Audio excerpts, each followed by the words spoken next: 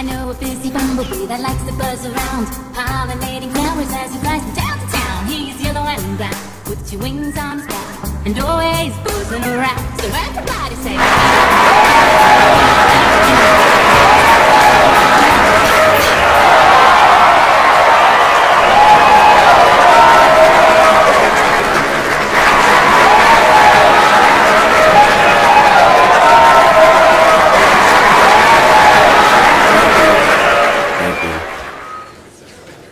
my name is Dr. Thomas Thwart. I'm a professor of apiculture, which is the study and the harvest of bees. I'm going to open up the floor for questioning because, to be completely honest with you, I'm not taking you A to Z with the subject. If you have anything worth asking, then I'll jump in and I'll have a discussion with you. But if you are, pardon my French, a fucking moron, I'm not going to dignify it. Is there anybody attractive in the audience? You, sir. So, like, can you, like, what do you eat? What are your meals? Like, breakfast, lunch, and dinner?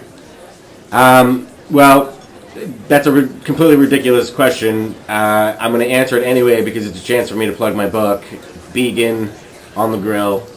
It's the newest book. I have 15 books out with different recipes on how you can use these products. I understand that people should know everything that they need to know about bees and beegans and wasps and hornets, but I don't expect everybody to know how to cook it in a modern setting.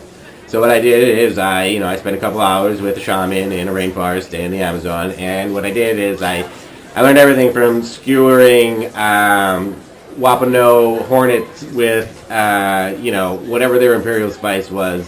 Imperial meaning that they had to buy it from the locals that were there, or they would rape and kill their children. They were basically a society that sustained another by purchasing it and trade through spice. That's not important. What's important is they lived their entire life vegan, of course, with the exception of the foreign spice they would add to their skewers. So again, pick up that book. It's a trade paperback, and if you buy it in America as opposed to Canada, it'll be cheaper. Thanks for that answer. Yes. Anything else? Anybody have another question? Anybody? I see people who are intimidated. Do any of you know anything about apiculture? Can anybody spell apiculture? Has anybody lived on a bee farm? No, I didn't think so. Doctor, how did you got there? How did you get into this? Into apiculture? Yeah. That's actually a good question. I get to talk about my past a little bit. I was stung by a bee at my grandmother's house when I was 8 months old. I remember it even more than I should, as that's not completely humanly possible.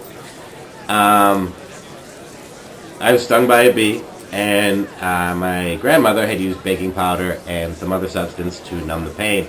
And I asked her, how did she know this? And she said, the queen bee told me, which I understand now to be a little thing she told me to make me feel better. It took a while to come to that, but, I understand now, having studied apiculture for over 8 years. So, man, can you talk to bees? Bees don't have the same language as I. They dance, they communicate through pheromone, they use other substances. Read a fucking book. There's a course at a GED school you can check out, but to answer your question, I don't talk to bees as much as I communicate to them. They sense what I'm basically trying to get across to them, and they either respond if they feel such. I can call a few if you want. Okay. You have to assume an unassuming pose. The bees want to inspect you as if you're a flower, and to be completely honest, I smell wonderful. If you were close enough, you could appreciate that. And I just kind of strain every muscle in my body and project my forehead forward, and they seem to appear around me, dance around me. And my shower gel happens to smell exactly like pollen. And let them be gone. Saying that doesn't actually do anything, but I think eventually maybe they'll understand it.